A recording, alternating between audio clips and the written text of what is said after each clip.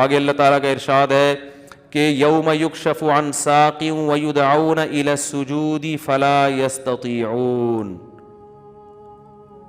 میں نے بتایا کئی قسم کے کافروں کا ذکر ہوا پچھلی آیتوں میں. کچھ ایسے جو کہتے تھے اللہ ہی نہیں ہے، کچھ ایسے جو کہتے ہیں اللہ ہے مگر قیامت نہیں ہے، مر کے مٹی ہو کے ختم ہو جاتے ہیں، اور کچھ ایسے جو قیامت کو مانتے تھے مگر کہتے تھے ہم جیسے یہاں اچھے ہیں تو وہاں بھی کیا ہیں، اچھا ہی ہوں گے، ہم جنت میں ہی جائیں گے. اپنی طرف سے فیصلے کیے ہوئے تھے انہوں نے.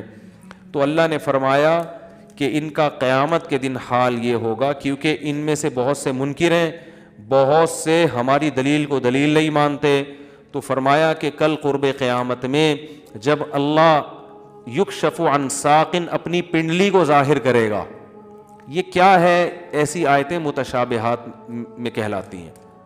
تو اس کا جو اسلاف کا عقیدہ اس بارے میں کہ اللہ نے پنڈلی کا لفظ استعمال کیا، اس کی کیفیت کیا ہے یہ اللہ ہی جانتا ہے، ہمیں اس کی بحث میں پڑھنے کی اجازت بولو بھائی نہیں. اللہ اپنی ایک صفت کی تجلی ظاہر کرے گا، اللہ اپنی زیارت کروائے گا، اپنا دیدار کروائے گا.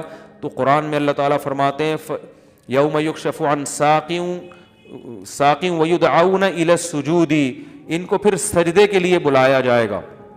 حدیث میں آتا ہے جب اللہ تعالیٰ قیامت کے دن اپنی پنڈلی کو ظاہر کریں گے، اپنا جلوے کو ظاہر کریں گے، تو جتنے بھی مومنین اور نماز پڑھنے والے لوگ ہیں نا، اتنا اس کا ایک حسن ہوگا، اتنا جمال ہوگا، اتنی اس میں لوگوں کا دل کرے گا کہ سامنے سجدے میں گر جائیں. بعض دفعہ ایسا ہوتا ہے نا، آپ کو کسی سے بہت زیادہ عقیدت ہو اور اچانک آپ کی اس سے ملاقات ہو جائے تو آپ کا پیچھے چلے جاتے ہیں نا، دل چاہ رہا ہوتا ہے کہ میں اپنا سر رکھ دوں اس کے قدموں میں. تو ظاہر ہے اللہ کی زیارت وہ کیا چیز ہوگی، اس سے تو یعنی اس کا تو تصور ممکن نہیں ہے نا.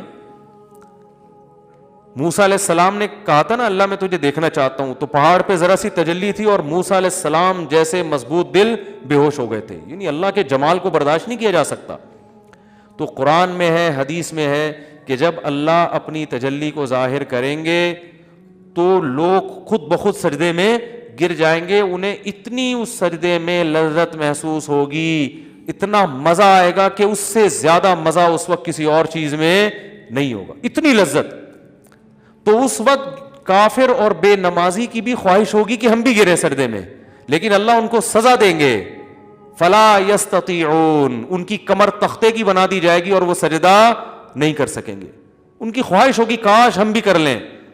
فرمایا کہ یہ وہ لوگ ہیں یدعون الی السجود وہم سالمون، کہ ان کو دنیا میں سجدے کے لیے بلایا جاتا تھا اور ان کی کمر جھک جاتی تھی، صحیح کمر تھی، تختے کی کمر نہیں تھی. اس وقت ان کو یہ عیب نہیں تھا، لیکن اس وقت دنیا میں انہوں نے گردن اکڑائی ہے. کس قدر شدید وعید ہے بے نمازیوں کے لیے، آپ اندازہ لگاؤ کس قدر شدید وعید ہے اور کیسے الفاظ ہیں اس وعید کے. اللہ فرما رہے ہیں یہ وہ لوگ ہیں کہ جنہیں دنیا میں سجدے کے لیے بلایا جاتا تھا اور یہ بالکل صحیح سالم تھے، کوئی عذر نہیں تھا. آج ان کو بلایا جا رہا ہے مگر یہ سجدہ نہیں کر سکیں گے. ان کا عذر کیا ہے؟ ان کی کمر کیا ہو گئی ہے؟ سخت ہو گئی ہے. کمر جھکی نہیں. جب آدمی کی کمر سخت ہو جائے نا کوئی بیماری سے تو رکوع نہیں کر سکتا وہ. تو مجھے یہ بتاؤ، قرآن کہہ رہا ہے کہ جب ان کو سجدے کے لیے بلایا جاتا تھا یہ نہیں آتے تھے، تو کب بلایا جاتا ہے؟ کیسے بلایا جاتا ہے؟ اذان کے ذریعے. اس سے مراد کیا ہے؟ اذان. تو ان آیتوں میں اللہ نے اذان کا بھی تذکرہ کیا ہے. تو یہ جو اذان ہوتی ہے نا 5 ٹائم، اس کو ہلکا نہیں سمجھنا چاہیے. پھر یہ چونکہ الگ ٹاپک شروع ہو رہا ہے، اگر میں نے اس کو چھیڑ دیا تو یہ بہت لمبا ہو جائے گا اور پھر بیان بہت لمبا ہو جائے گا.